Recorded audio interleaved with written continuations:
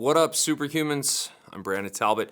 A few months ago, I ran a contest through my email subscription for a new VolleyVert Now video. And the topic was any training related question you had, you could send in to me.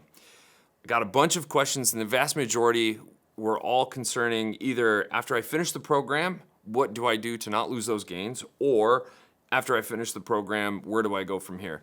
Both of those stem around a lack of understanding of programming and periodization. And so that's what this video is we're gonna give you a really in-depth video series that covers yearly programming and periodization. So think of this as like the first day of class.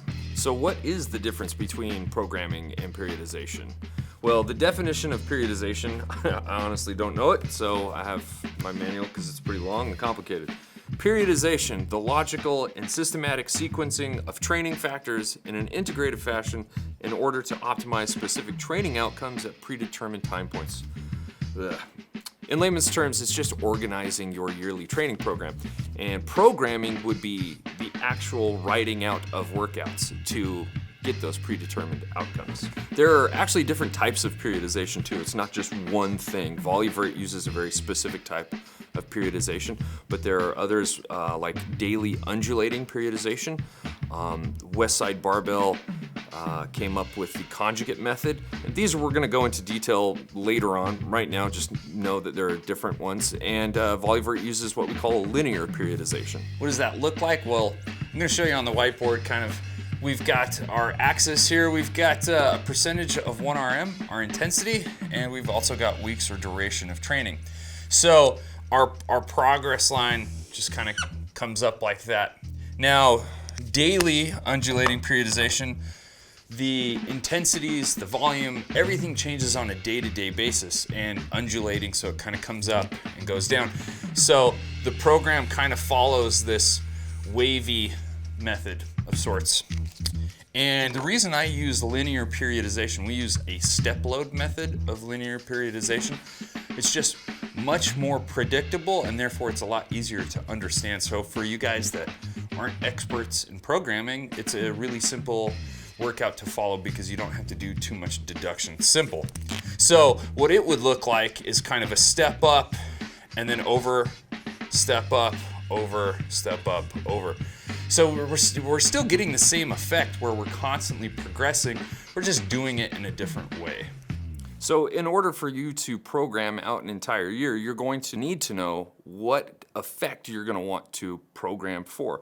And these are broken down into the foundations of strength training. There's a really great book called Periodization of Sports, or Sport-Specific Periodization, by a guy named Tudor Bumpa.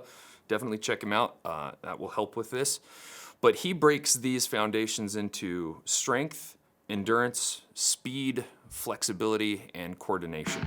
Strength is simply increasing force. A really good trainer named Pavel Tsatsouline calls strength the mother quality of all physical qualities because it improves everything else. When we're talking about endurance, we're gonna break that down into aerobic and anaerobic conditioning.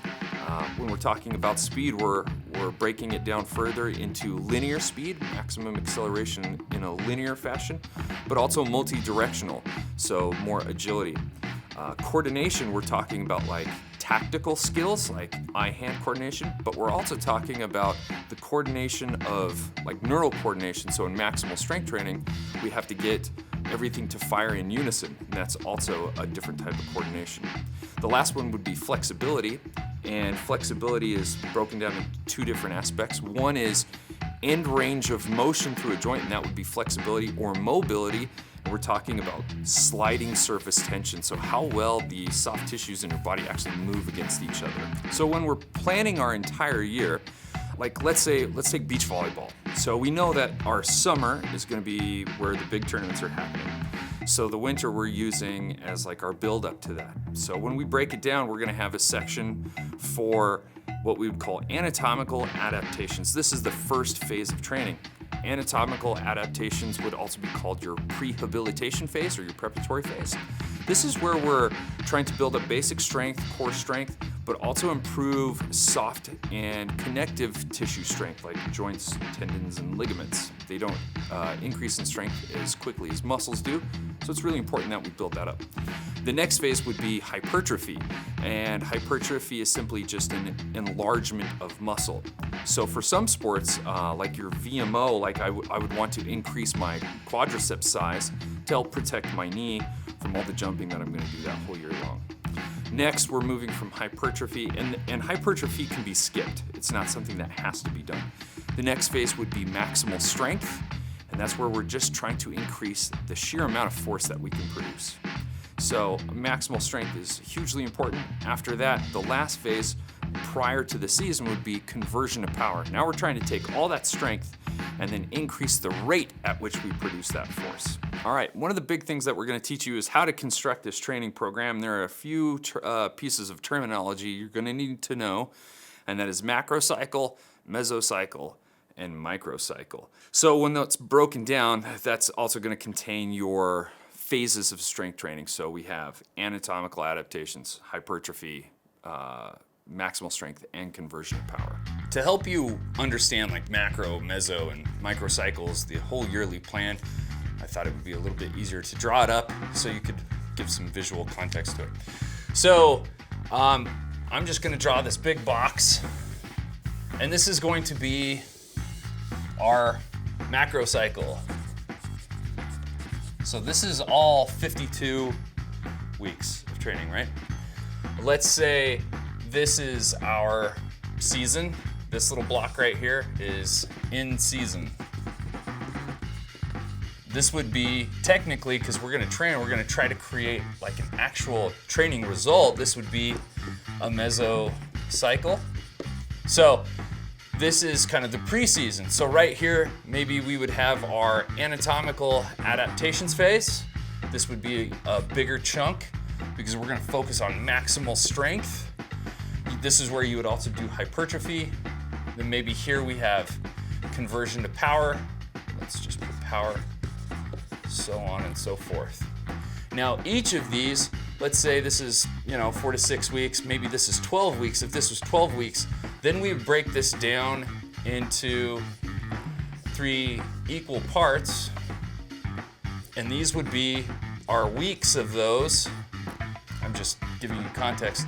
These little individual weeks would be our microcycle. So I'd have my 4 weeks of anatomical adaptations. I could break those down into each separate 4 weeks. Maximum strength, maybe this is 4 to 12 weeks. This is all hypothetical. Obviously, I don't have an accurate 52 weeks here. But those weeks are broken down into microcycles. So I have a microcycle that makes up a mesocycle. Remember, meso, there can be 3 of these mesocycles within this 12-week frame, because a mesocycle is typically 4 weeks, and all we're trying to do is produce a very desired training effect. So for this one, we're building our maximal strength. So like in VolleyVert, week 1 we use 60%, week 2 70%, week 3 80%, bring it back down. That little 4-week block, that's the mesocycle. So there's 3 mesocycles that make up this 12-week block. Small week-long blocks are microcycles. A bunch of those together make up a mesocycle, which is typically 4 to 6 weeks. And then a bunch of mesocycles put together equal the macrocycle.